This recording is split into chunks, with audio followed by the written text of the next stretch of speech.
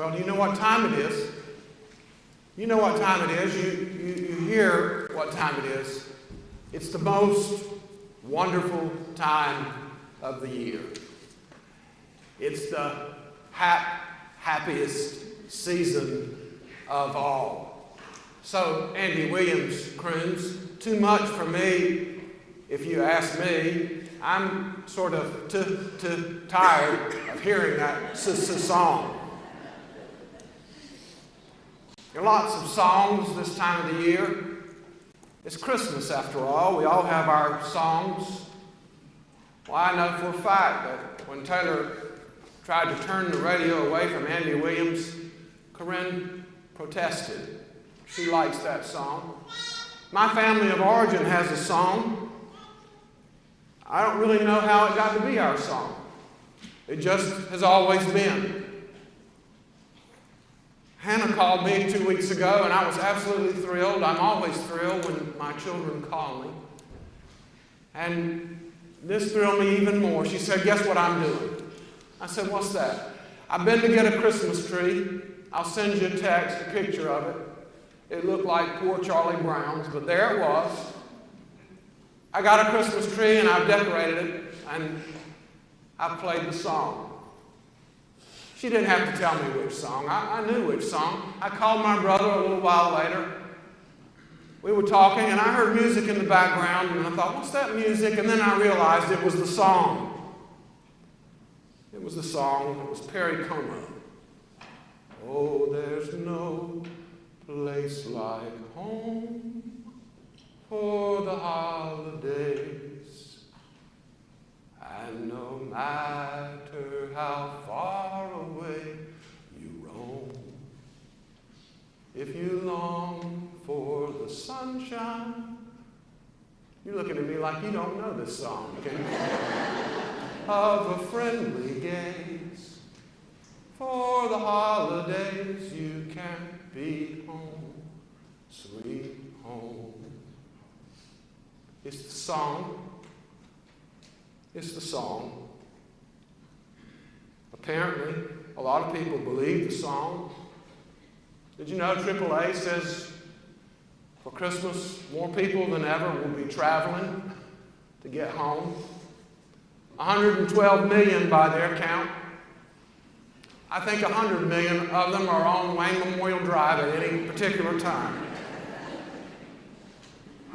And some of you, right here today, you're part of the 112 million. And why are people traveling? To get to the place that when you go there, they have to take you in. That's the way Robert Frost called it. Traveling, not for presents or for tradition or for food, maybe in part. But why are people traveling? I'll tell you why I think. I think it's for the sunshine of a friendly gaze, for blessing. Do you know my earliest memories of Christmas are not in my own home? I try hard to remember those days, but they're a fuzzy tableau of wrapping paper all over everywhere and chaos. What I remember is driving up in the backyard in Macclesfield, North Carolina, and you drove up right in the yard. There was no driveway. The yard was dirt. It had been swept clean. You swept the yard, and then there were cars, and you knew every car and who it belonged to. That's Uncle Rad's car. That's Uncle Raymond's car. That's this car. You knew every car. And you walked in right by the tree, the majestic oak tree that had been twisted shamefully by hazel. You pulled open that door that whined when you pulled it, that screen door, and you crossed the threshold into the kitchen, and the linoleum that was tatty and stained, and you were overcome with a bouquet of biscuits and gravy and kerosene stove that had blackened those high, drafty ceilings. And I remember the warm grandmother hug with her ample bosom, her face glowing like a matronly German Frau from the oven. Hey! Making our way to the living room with a tree with bubble lights on it that was poised on a launching pad of presents. What a wonder it was.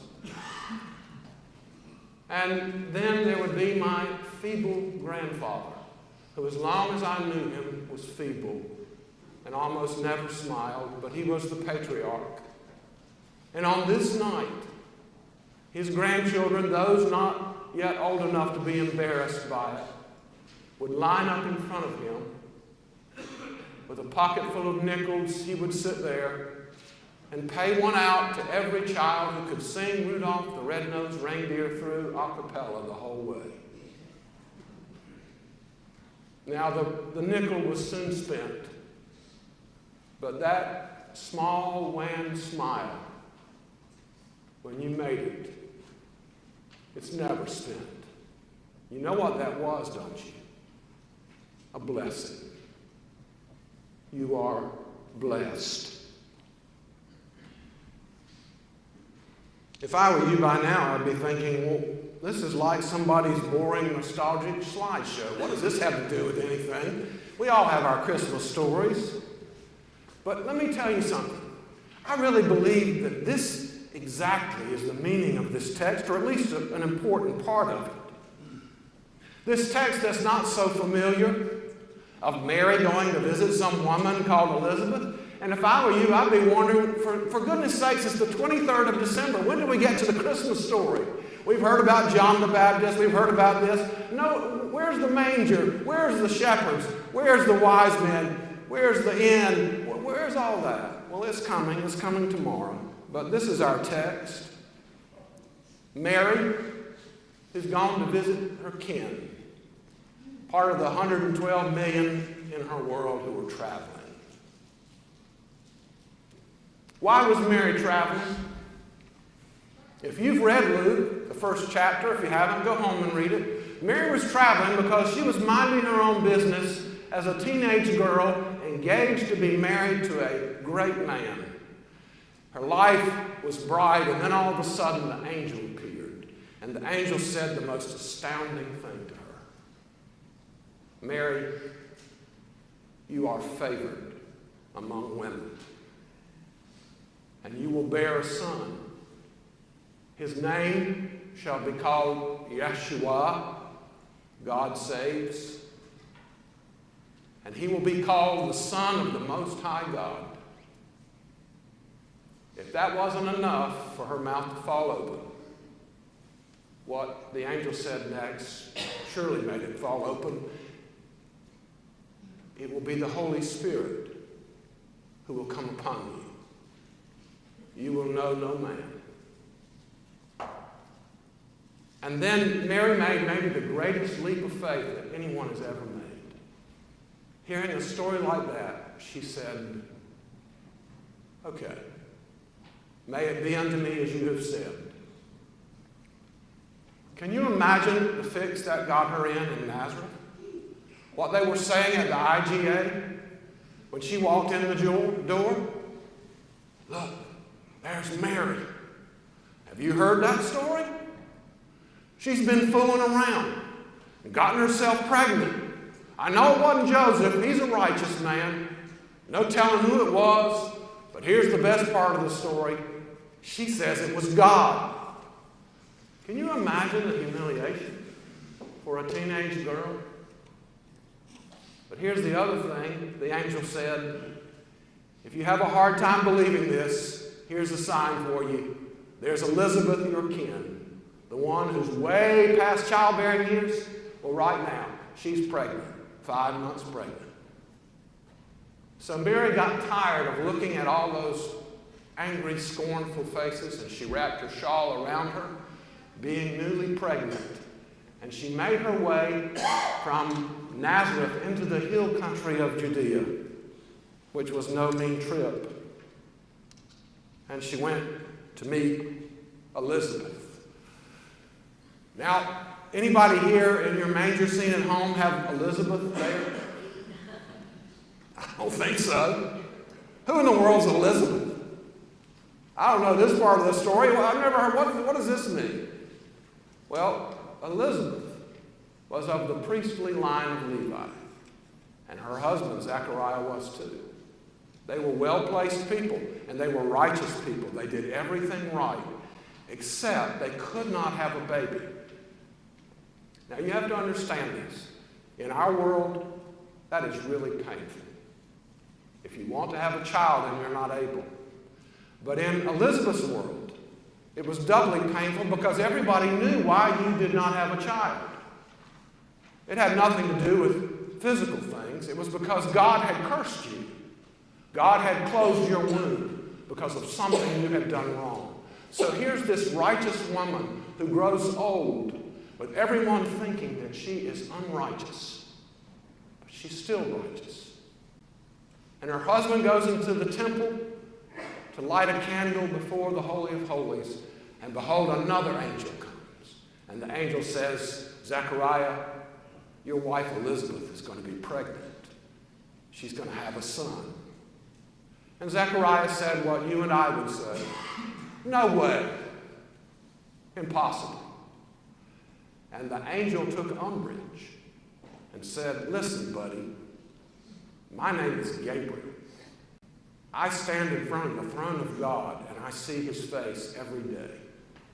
And yet you have not believed me. So, until that child is born, you will not utter another word. And he didn't. So Elizabeth, who was used to humiliation, the humiliation of childlessness, waited 5 months in sequester.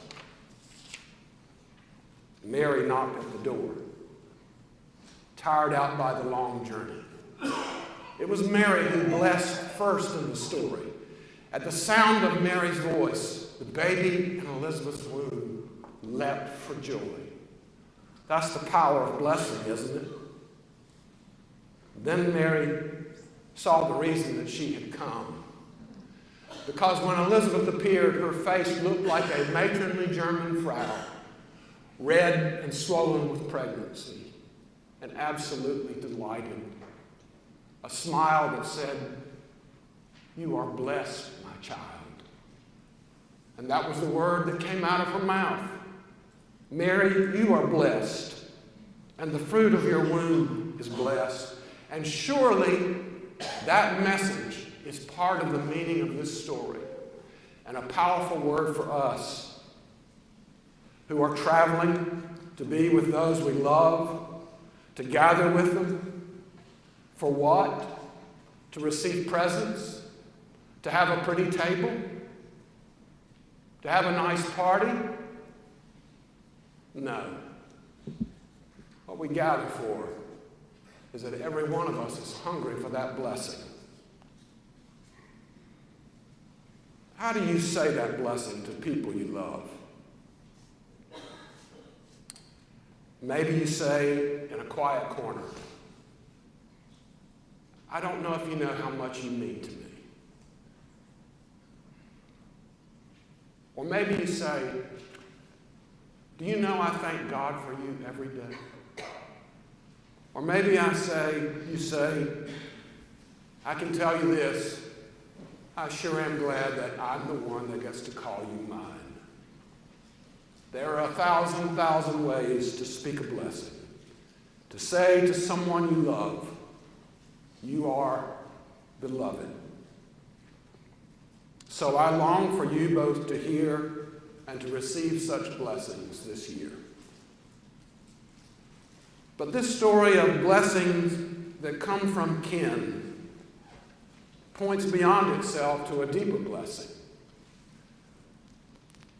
If it is blessing we are looking for, it really is the blessing of the child that is within Mary's womb that we long to hear. To have that one say to us, you are my beloved.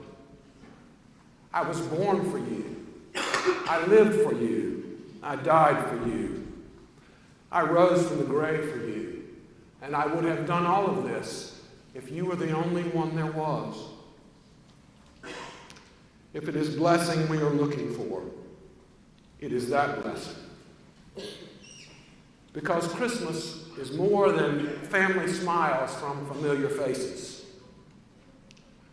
If there are 112 million people traveling, then you know just as well as I do that there are 112 million things that will be not quite right about Christmas when they get there. Isn't that true? 112 million things that will not go as they hope they will go. There's a deep brokenness in some families that a meal at the table will not cover over. There is trouble, trouble, trouble, the way that families can only have trouble. But that trouble and the sense of longing that will be there, even if your Christmas is like Norman Rockwell's, point to the truth of what I am telling you. And that is that the home you are yearning for is not a geographical place on this earth. That the sunshine of a friendly gaze you long to see is on the face of the child who was born from Mary's womb.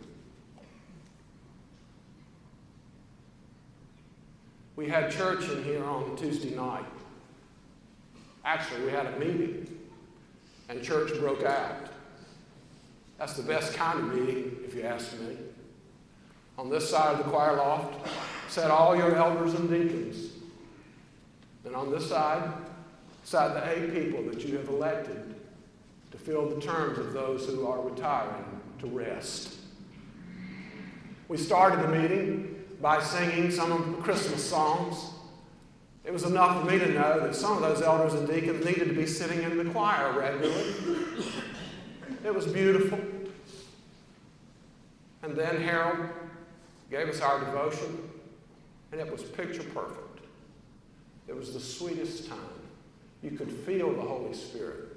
That's the way I thought about it. And we started out the meeting by naming the names on this side of the people who have served so ably in this church. It's not easy to be an elder or deacon. Those of you who have been know that. You see the underbelly of the church. It's not always the best view. So we named a name, and then gradually people on this side and people on this side spoke blessing to that person who was retiring to rest. Another one spoke a blessing, and another one, and another one. It was, for me, just magic. And some of the things were funny, and some of them were poignant, and some of them were embarrassing because it's hard to hear yourself praised. But that's what we did. And then when we were finished, the crew on this side said almost in unison, "Oh my goodness, I'm in trouble. I can never measure up to those who are going off." But the truth is, the Holy Spirit was present on this side, and they said, when we've been gathering, because long after you go home on Sunday, they've been gathered back here in the back of the church, and they have been blessing each other over and over by sharing the love they have come to know in all their struggles and joys. It was a beautiful thing. I went home just glowing from the night. I said something in that meeting. We started talking about the money. And I said, you know what? The money's not a big thing. I think every one of them looked at me like, are you crazy? And here's what I meant. When you have love like that,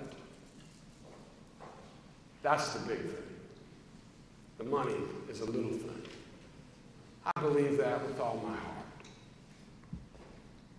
We sang Christmas carols, but there was one we did not sing. But I believe it was the right one. I thought of it the whole way home. There's no place like home for the holidays. This is your home. In the name of the Father, and the Son, and the Holy Spirit.